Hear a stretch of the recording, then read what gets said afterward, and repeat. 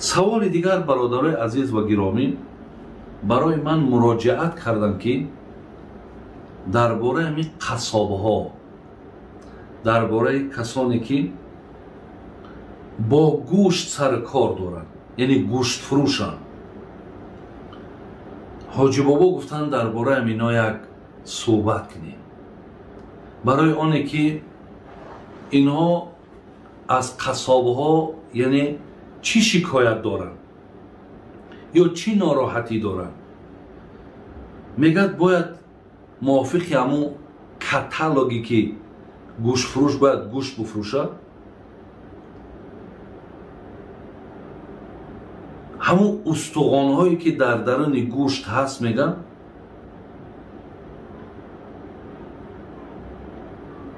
ҳадиақал мегӯяд дар 5 кило гӯшт бояд 1 кило устуғон монад.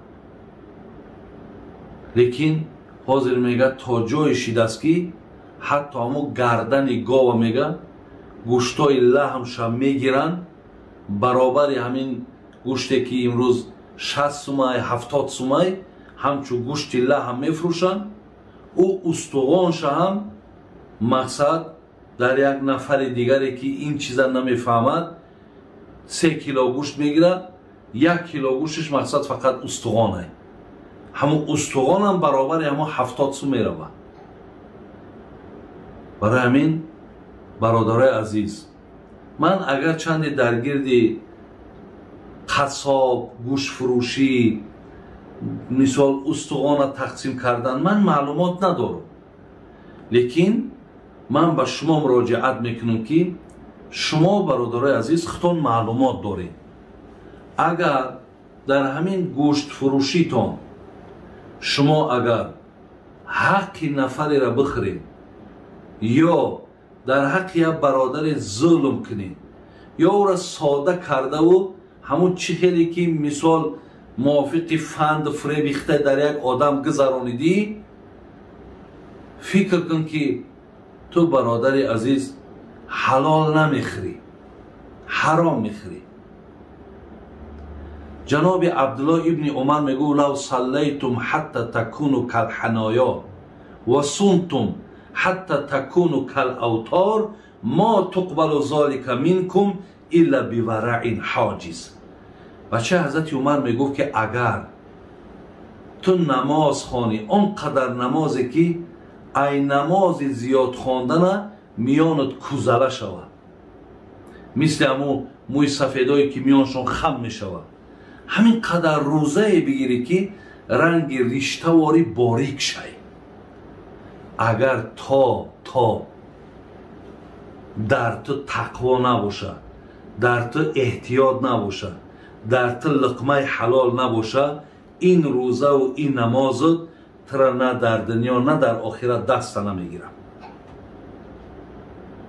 оли бисёри ҳамин бадбахтиҳо бародарои азиз ай дасти ҳамин ҳоҷиёву ай дасти ҳамин нафарҳое ки бигем ки 5 вақт намоз дорану ҳоҷияну душанбеу панҷшанбе рӯза мегирану ё баъзеҳомон минбар дориму баъзеҳомон ваъз мегему.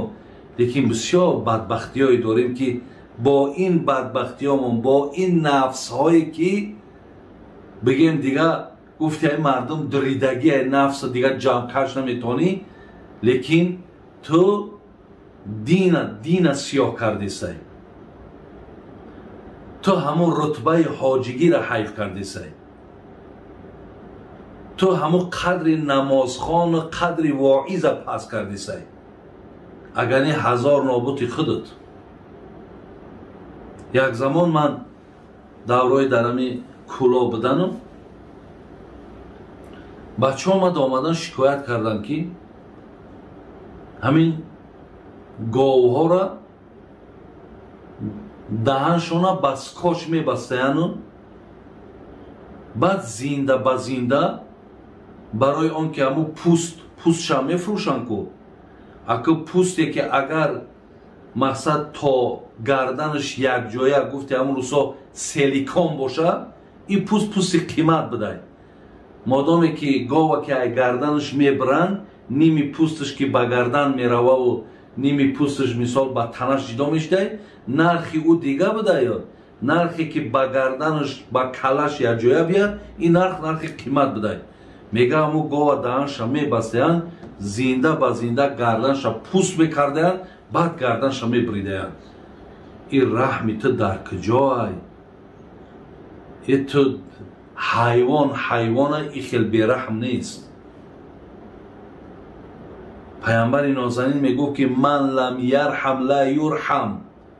مادامی بیرحمی را انتظاری باش. این خیلی و خیلی بدبختی های. در امام بخاری حدیثی را پیامبر میارد که میگه نفر یک سگی را که از تشنگی میگه گردی همون چاه را میلسید، نفر در آمد و با کفشاش آب برآورد، در پیش همون سگ گذاشت، میگه همون سگ تشنگیش شکست، خداوند به خاطر که این سگ سیراب کرده است میگه بر جنت در آوردش. با در همین امام بخاری میارد که میگه زن یک گربه را حبس کرد، یعنی یک پشیک را در درون یک قفس محکم کرد، آب نانش نداد، یعنی با گرسنگی همو مرد. همین زن شاید زن حاجی بود و نمازخوان بود، روزدار بود. الله مهربان برای آنه که در حق حیوان جبر کرد میگه بردش دوزخ. این پیامبر رحمت برای عالمیان میگه، این برای آدم و برای حیوانم الله مهربان این پیامبر همچنین ترحم فرستادگیه. میگه یک پیامبرمون میگه از معجزه‌اش این بود که پیش یک شتر رفت، پیش شتر در این قیس ایستاد، بعد فریاد کرد، گفت صاحب همی کیه؟ یک کس آمد، گفت شتر شکایت دارد، گفت که آب من نمیتا، علف من نمیتا، لیکن بار بسیار میکشه. پیامبر گفت که شتر گفت رها که که الله گفت به خاطر ایترا عقابت میکنه، عذابت میکنه. برای همین برادرای عزیز و گرامی به همه مراجعت میکنم. من همچون برادر شمایم. من همچون امروز کسی برای من مراجعت میکند، من همون را در ترازوی شریعت که میسنجم میبینم که جای گفتنش میگومد که یعنی این کار همون تاجیکای ما یک مطل دارن که کوزه دایم بر لب آب سلامت نمیروه، یک روز نه یک روز او کوزه میغلطه و میشکنه.